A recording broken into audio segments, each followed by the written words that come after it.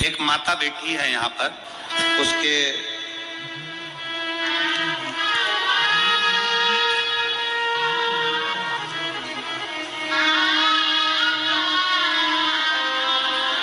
शंकर जी की पूजन करती है, शंकर जी की अनुष्ठान करती है। शंकर जी को जब से शिव महापुराण की कथा सुनना चालू करा, उसने शिव जी को इतना मान लिया कि शिव मेरा पिता है, शंकर मेरा बाप है।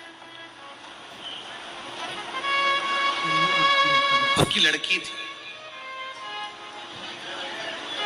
और डॉक्टर ने कह दिया था कि अब तुम कोई चांस ना ले, तुम्हारे को बच्चे नहीं होंगे, बच्चे के लिए चांस ना ले।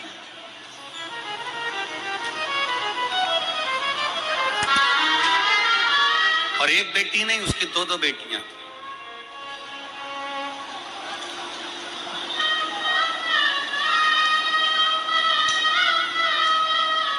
उसने कह दिया अपने परिवार वालों से कि डॉक्टर ने कह दिया कि मुझे अब औलाद नहीं होगी, संतान का चांस नहीं लेना है, मेरे को 2 लड़कियां हो गई।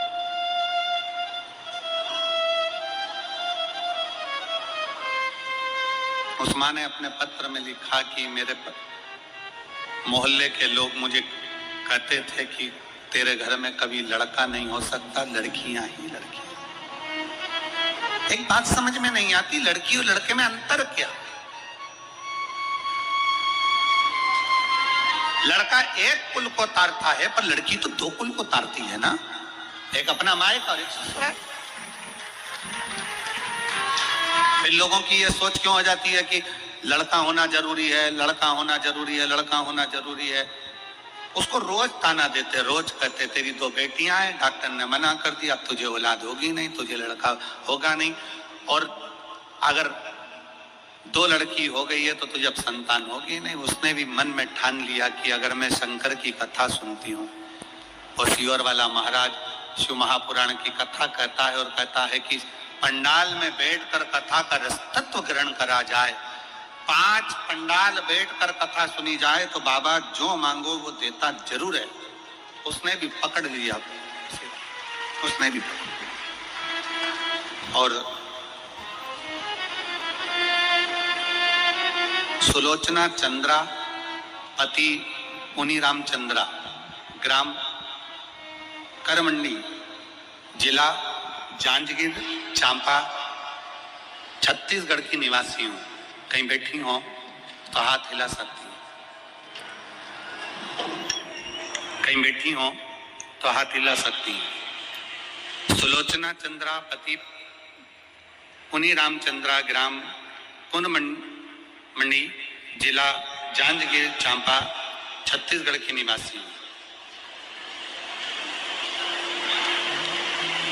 गुरुदेव, कहीं बैठी हो तो हाथ हिला सकती हूँ। मैंने 5 पंडाल में कथा सुनी, केवल मेरे मोहल्ले के लोगों ने मुझे ताना दिया, इसलिए मैं 5 पंडाल कथा सुनने के लिए गई। गुरुदेव, बालोदा, कोंकड़ी, तिल्दा नेवरा,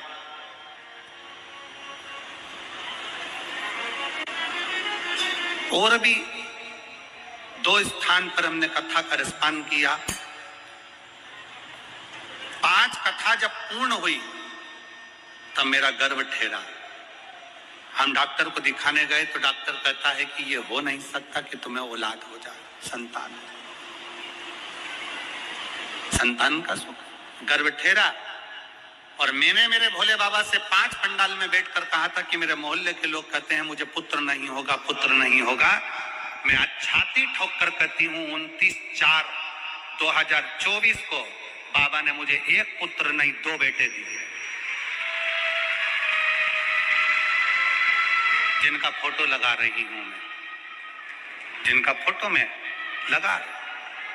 मुझे 1 पुत्र नहीं, मेरे बाबा ने 2 पुत्र दिए।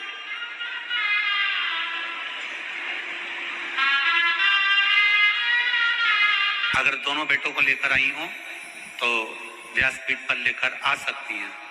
अगर कहीं बैठी हो, सुलोचना चंद्रा पति पुनीराम चंद्रा, करमणी, जिला जांजगीर चांपा से अगर कहीं बैठी हो तो दोनों बेटों को लेकर आ सकती। शंकर का भरोसा किसको कहते हैं? अगला एक भाव आया है, उज्जैन की रहने वाली हूं, मेरा नाम सोनू पांचाल है। मुझे 2 पुत्री थी, मुझे पुत्र की कामना थी, संतान नहीं हो रही थी।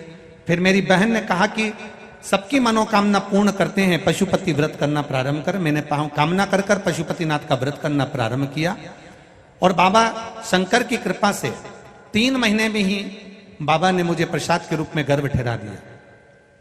मेरे पशुपतिनाथ चल रहे थे और मेरा गर्भ था। सोनोग्राफी कराई, समय आया, बच्चा जब बढ़ता चले गया तो सोनोग्राफी के अंतर्गत बच्चे की धड़कन नहीं आई। डॉक्टर ने कह दिया इस बच्चे की धड़कन नहीं है, इसको सफा करवा दीजिए, और डॉक्टर ने सफाई का कह दिया। 15 दिन डॉक्टर ने दिया, इस 15 दिन के अंदर बच्चे की सफाई कराना जरूरी है क्योंकि इसकी धड़कन नहीं है। हमने 2 या 3 डॉक्टर को उज्जैन के दिखाया, इंदौर दिखाया, पर सभी डॉक्टरों ने कहा इसकी धड़कन नहीं है, इस बच्चे को आप साफ करवा दीजिए। अब करें क्या? रिश्तेदार बोले एक काम करो, किसी को सीहोर भेजते हैं, वहां से रुद्राक्ष बुलवाते हैं। सीहोर वाला महाराज कहता है रुद्राक्ष का जल पीने से सब दुख दूर होते हैं। हम परिवार का व्यक्ति को रुद्राक्ष लेने सीहोर भेजा और बच्चे की फाइल दिखाकर एक रुद्राक्ष लेकर आया, उसको पानी में गलाते शिव जी को चढ़ाते। 15 दिन डॉक्टर ने दिए थे, 15 दिन हमने भी महादेव के चरणों में रख दिए। 15 दिन बाबा का उस चढ़ा हुआ जल को पिलाना चालू करा और 15 दिन के बाद जब सोनोग्राफी करवाई तो बच्चे की धड़कन वापिस आ गई थी।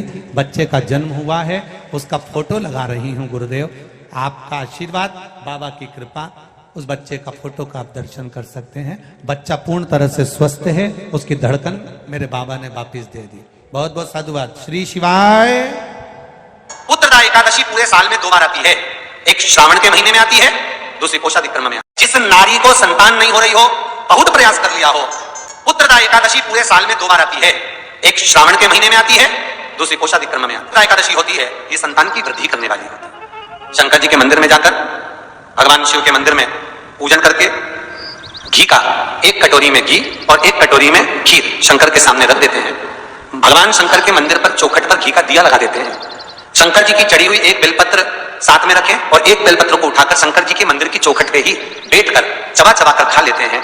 जो 1 बेलपत्र लेकर आए हैं वो अपने पति को खिला देते हैं। कहते हैं पुत्रदा एकादशी के दिन ये कर लेने पर संतान की प्राप्ति हो जाती है, पुत्र की प्राप्ति हो जाती है।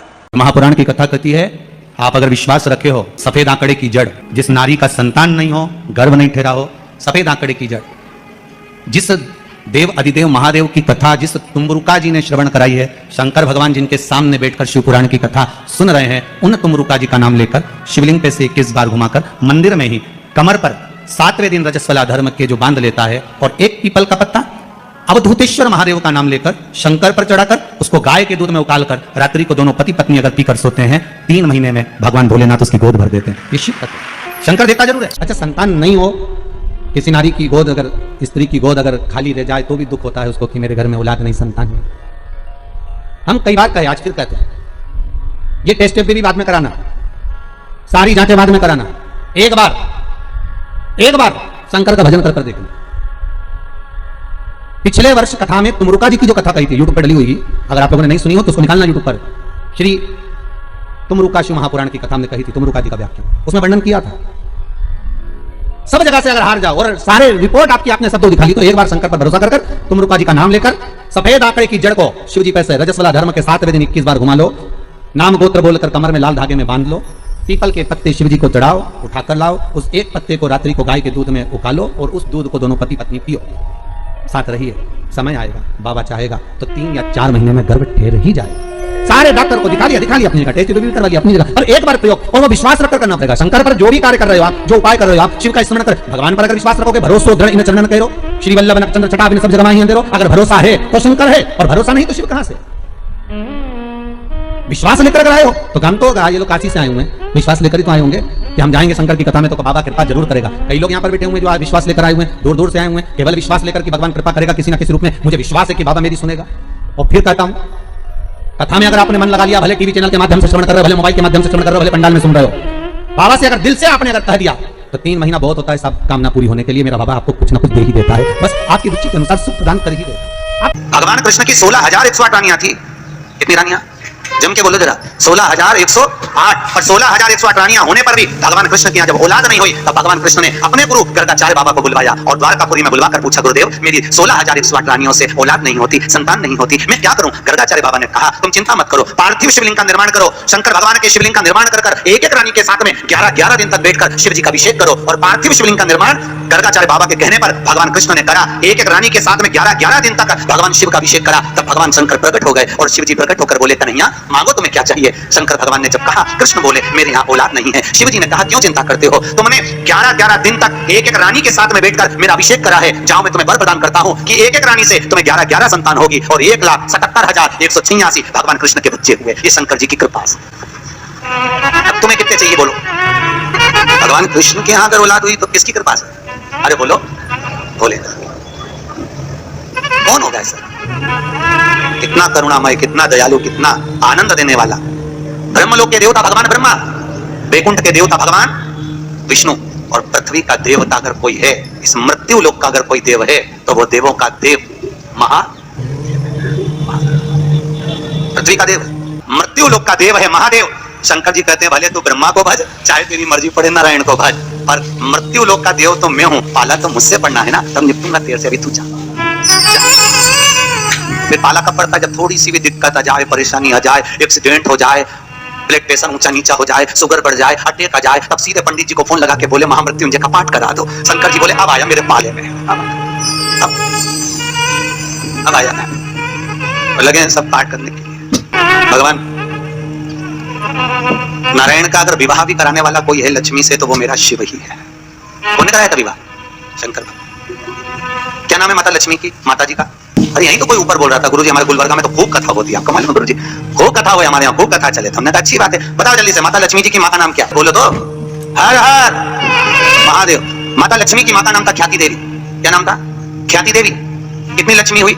अष्टलक्ष्मी। उसमें से नारायण को कितनी लक्ष्मी भी आई? 2 लक्ष्मी। एक माता ख्याति की पुत्री श्री लक्ष्मी और दूसरी समुद्र देवता की बेटी लक्ष्मी महालक्ष्मी। ये 2 लक्ष्मियां भगवान नारायण को भी आई। कौन कौन सी लक्ष्मी भी आई? जम के बोलो। एक श्री लक्ष्मी, कौन है ये? माता ख्याति की बेटी। और दूसरे नंबर पर महालक्ष्मी, कौन है ये? समुद्र देवता की बेटी। अब जिस नारायण भगवान के साथ में मंदिर में लक्ष्मी जी की पूजन करते हो, वो लक्ष्मी दोनों में से कौन सी? बोलो जल्दी। महालक्ष्मी तो मात्र 7 दिन तक भगवान नारायण के साथ रुकी थी और 7 दिन रुकने के बाद में जब श्री लक्ष्मी ने भगवान शिव से जाकर निवेदन करा, भोलेनाथ मेरे प्रभु नारायण का विवाह समुद्र देवता की बेटी महालक्ष्मी के साथ भी हुआ है, आप करुणा करिए। तब भगवान भोलेनाथ ने पार्वती जी का एक मंगल सुमंगल आनंदमय तीज का व्रत बताया। तीज का व्रत जब श्री लक्ष्मी ने करा, वो व्रत आज भी माताएं करती है, निमाणी की पूजन करती है, आज भी सत्तू बनाती है। और 3 तरह का सत्तू बनता है, आटा का, बेसन का और चावल का। तीनों का अलग अलग प्रमाण है, कल आपको कथा में बताएंगे कि आटे के सत्तू का क्या प्रमाण है। और आपको मालूम हो तो आप हमें बता देना, उसमें कोई दिक्कत वाली बात नहीं हो। और कथा तो ऐसी चलेगी, आधी हम बातें आधी तुम बात देना। आटे का सत्तू, चने की दाल का सत्तू और चावल का सत्तू, ये तीनों क्यों बनते हैं?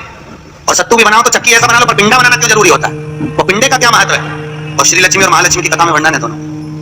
वो कथा कल आएगी, उसको हम कर लेंगे। पर आज जो पता चल रही है कि श्री लक्ष्मी को माता पार्वती जी का विवाह सुंदर व्रत बताया और उस व्रत को माता पार्वती ने करा।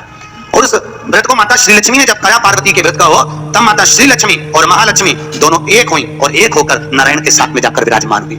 आज भी जो माता लक्ष्मी का एक हाथ नीचे है और कमल का पुष्प पकड़ी है, वो लक्ष्मी जी का महालक्ष्मी दर्शन है। और माता अगर हाथ देर से इशारा कर आशीर्वाद दे रही है, वो श्री लक्ष्मी का भाग है। माता 2 भाग, 2 भाग है आज। बाबा भोलेनाथ की कथा करें, करुणा सागर भगवान शिव जो आनंद की राशि है, मृत्यु लोक का जो देव है महादेव, पृथ्वी पर रहने वाले जीवों को कष्ट ना हो, उनको सुख ही देने वाला, सदा प्रसन्नता प्रदान करने वाला। बद्रीनाथ किसका था? जिस बद्रीनाथ में नारायण बैठे हुए हैं, आप लोग बोलते हैं ना बद्री विशाल भगवान की, अच्छे से बोलो, बद्री विशाल भगवान की। कौन बैठा बद्री विशाल में? अरे बोल दो, तुम तो बोलने में भी घबराने लगे कि महाराज ना जाने क्या बोल देगा, पट्टा ठिकाने। कौन बैठे वहां पर? नारायण बैठे कि नहीं बैठे? तो वो बद्री विशाल किसका था? जिस बद्री विशाल के मंदिर में बद्री विशाल बैठे हैं, भगवान नारायण विराजमान है, वो बद्रीनाथ की भूमि किसकी थी? भगवान शिव और पार्वती का निज घर था।